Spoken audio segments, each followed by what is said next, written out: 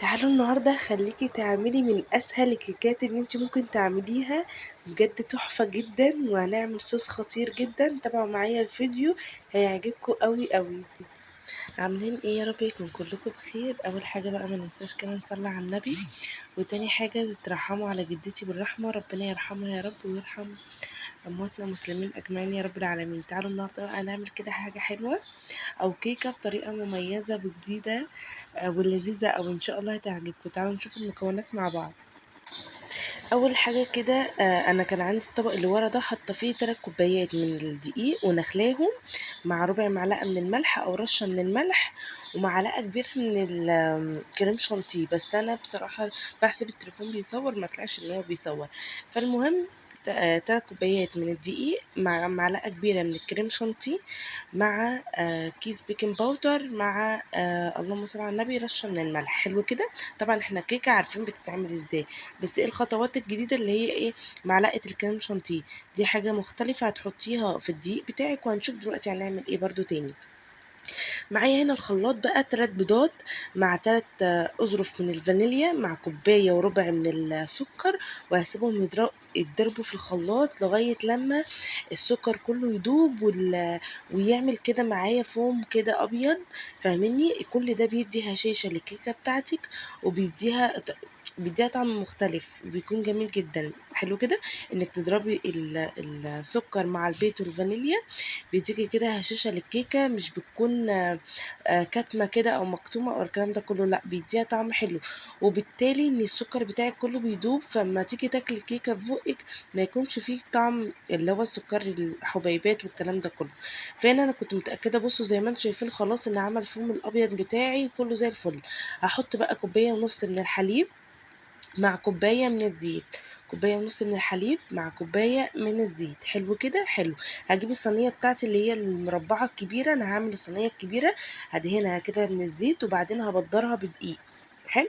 لو انت هتعملي كيكه بالشوكولاته هتبدريها طبعا بكاكاو، لكن انا النهارده هعمل كيكه فاتحه عادي، فانا هعمل الاتنين، بس انا عايزه ابدرها بدقيق يعني. وزي ما انتم شايفين اهو الدقيق بتاعي كانت بقى عايزه اقول لكم، وانا بحط الخليط كده وبقلب، الريحه كانت روعه، من ريحه الكريم شانتيه مع الفانيليا مع الحليب بقى والحاجات الحلوه بتاعتك دي. بصراحه الريحه كانت بتاعته روعه جدا جدا. بص بقى، قلبت الكيك بتاعي كويس جدا. هجيب طبق، ويا ريت لو انت عندك طبق اكبر من طبقي تعملي فيه لان انا هنا مش عارفه كنت مضايقه على نفسي ليه يعني. المهم هقسم الخليط كده على جزئين. هجيب الجزء اللي في الطبق ده احط عليه معلقتين من الكاكاو او معلقتين ونص من الكاكاو. حلو كده. اهو زي ما انتم شايفين انا كنت جايبه الكاكاو ده الاسباني، بصراحه مش فاكره كان عامل كام. طبعا مادام حطينا حاجه جافه فهيحتاج معايا 3 معالق من الحليب. المعلقه اللي انا بعمل بيها دي حطيت منها 3 معالق من الحليب، هتلاقي القوام ظبط معاكي وبقى زي الفل. حلو كده. هنقلبه كده بس كويس. وزي ما قلت لكم تحطي ايه، تحطي التلات اهو.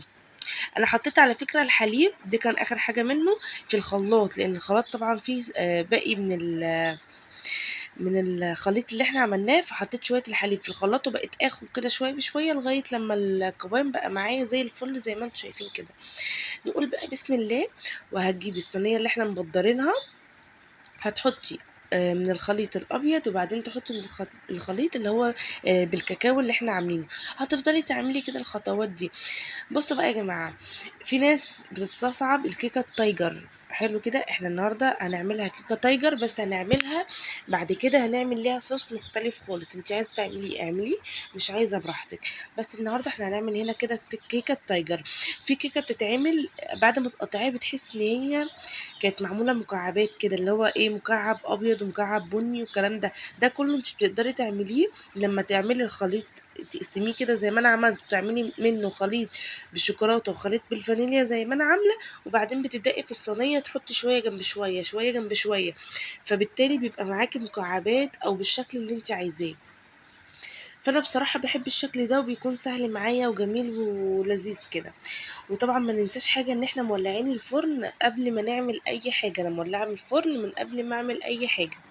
عايزه اقول لكم بقى كيكه كانت ريحتها جميله جدا جدا جدا. هنا بعد ما خلصت بقى هجيب كده شوكه وهبدا ان انا امشي الشوكه على الخليط بعد ما عملته، اديله كده اي شكل وخلاص. ممكن تعملي بقى حرف، تعملي قلب، تعملي اللي انت عايزاه اعمليه في الكيكه. اهو زي ما انتم شايفين كان شكلها وريحتها روعه. خلاص حطيتها في الفرن، واهم حاجه تدبيها كده دبتين وتحطيها في الفرن. نصلي على النبي بقى وتعالوا نشوف الصوص اللي احنا هنعمله. هتجيبي كوبايه من الحليب، حلو كده، كوبايه من الحليب، وهتجيبي عليهم مكعب زبده، بس مكعب زبده كبير شويه. انا بقى هنا كانت الزبده بس في التلاجة، فكنت بقطع منها. يعني حوالي هنقول معلقه زبده كبيره. حلو. يعني كوبايه حليب، معلقه زبده كبيره، وهندوب الزبده مع الحليب. اهو زي ما انتم شايفين احنا هنمشي كده خطوة خطوة، عشان ايه؟ الصوص ده بصراحة خطير خطير يعني، وهيعجبكم جدا. الكيكة نفسها تعجبك جدا ان انت تعمليها كده جنب كوباية قهوة او كوباية شاي بحليب، عايزة اقول لكم خطيرة. اهو كده بدأت ان انا ايه بدوب الزبدة مع الحليب، وهحط عليهم معلقتين ونص من السكر. حلو. يعني كوباية الحليب حطيت عليها معلقتين ونص من السكر، ومعلقة زبدة كبيرة، ومعلقة كبيرة من الدقيق، مش النشا، من الدقيق. حلو كده. يبقى احنا ماشيين الخطوات واحدة واحدة عشان تعرفوها. يعني معلقة كوباية من الحليب، معلقة كبيرة زبدة، معلقة كبيرة دقيق، معلقتين ونص سكر، معلقة ونص كبار من الكاكاو. حلو كده. كاكاو الخام يعني، عشان ايه؟ نبقى متفقين. كاكاو الخام معلقة ونص كبار. وبعدين بقى توطي النار وتجيبي المضرب بتاعك عشان كل ده ينزل، يعني ما يكونش فيه تكتلات او حاجة. اهو زي ما انتم شايفين كده هبدأ ان انا اضرب بالمضرب بقى. عشان ايه؟ طبعا انتوا عارفين الكاكاو بيعمل تكتلات كده بسرعة، فاحنا مش حابين الموضوع ده. هنضرب كده على طول بالمضرب لغاية لما نوصل للقوام اللي احنا حابينه. طبعا يا جماعة اللي ما عندهاش زبدة ممكن تحط شوية زيت، بس الزبدة بتديكي طعم جميل جدا وغني كده، فاهميني؟ حطيت كمان ظرف من الفانيليا عشان يدي كده ريحة جميلة للصوص بتاعنا. تعالوا بقى نشوف الصوص بتاعنا كده بعد ما خلص. اهو بسم الله ما شاء الله، جميل قوي قوي، قوامه حلو، ريحته جميلة جدا يا جماعة. الزبدة مع الكاكاو مع الحليب مدي ريحة جميلة جدا. طعمه طبعا حلو قوي. هنا الكيك بعد ما خرج معايا بسم الله ما شاء الله زي ما انتم شايفين كده، هش معايا. احنا ممكن لغاية هنا تبقى انت عملتي احلى كيكة تايجر وتقدميها جنب الشاي بتاعك او القهوة، هتبقى زي الفل. يعني انت معاكي اختيارين، ممكن لغاية هنا تسكتي خلاص ستوب، احنا عملنا كيكة عادي في البيت وناكلها جنب الشاي بحليب والكلام ده كله. لكن هنا بقى هتجيبي كوباية من الحليب كبيرة وتسقي الكيكة بتاعتك، وبعدين تبدأي ان انت تغطيها بصينية لغاية لما تتشرب وتطرى كده معاكي وتكون جوسي خالص يعني. هنا كده خلاص انا حسيت ان هي بقت جوسي خالص وكله زي الفل وهي جميلة ولذيذة وكل حاجة. هبدأ بقى ان انا اقطعها. حلو. وهي برضو سخنة شوية هبدأ ان انا اقطعها لان انا عايزة تتشرب من الصوص اللي احنا هنعمله. اهو زي ما انتم شايفين كده هبدأ اقطعها بقى مكعبات مثلثات، قطعيها زي ما انت بتحبي. بس ما تنسوش كده واحنا بنقطع الكيكة نحط لايك كده جميل، وتقولي لي رأيكم في الكيكة النهاردة. بصراحة انا عملتها كانت روعة قوي، كانت طعمها لذيذ بجد. اهو كده خلاص انا قطعت الكيك بتاعي وكله زي الفل. تعالوا بقى نسمي الله وتطلعي طبعا كده حته. بصوا بقى الكيك هاش ازاي يا جماعه وجميل. وما تنسوش ان انت بتقطعيها اللي انا دلوقتي برضو بقطعها وهي سخنه، فاهمين؟ فما تنسوش اللحظه دي. بصوا بقى هتجيبي كده الصوص وتحطيه على الكيكه من فوق.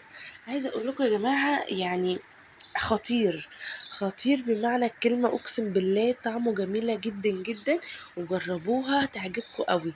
اهو زي ما انتم شايفين كده الكيك لذيذ لذيذ لذيذ.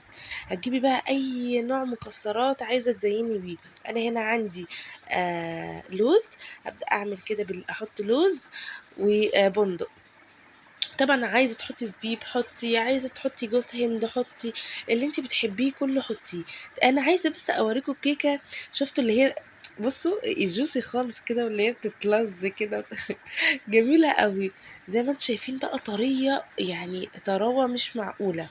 بص زي ما انتم شايفين كان طعمها خطير يا جماعة، جربوها وبإذن الله تعجبكم. جميلة قوي قوي قوي، وطعمها تحفة بمعنى الكلمة. بص يا جماعة شكلها عامل ازاي، شايفين يعني الجمال اللي فيها بصوص الشوكولاتة كده، بصراحة خطيرة. جربوها وإن شاء الله هتعجبكم. ولو عجبتكم بقى ما تنسوش تحطوا لايك وتقولوا لي رأيكم في الفيديو. لو أول مرة تشوفوا القناة ما تنسيش تشتركي، واستنوني في فيديو جديد، وباي باي.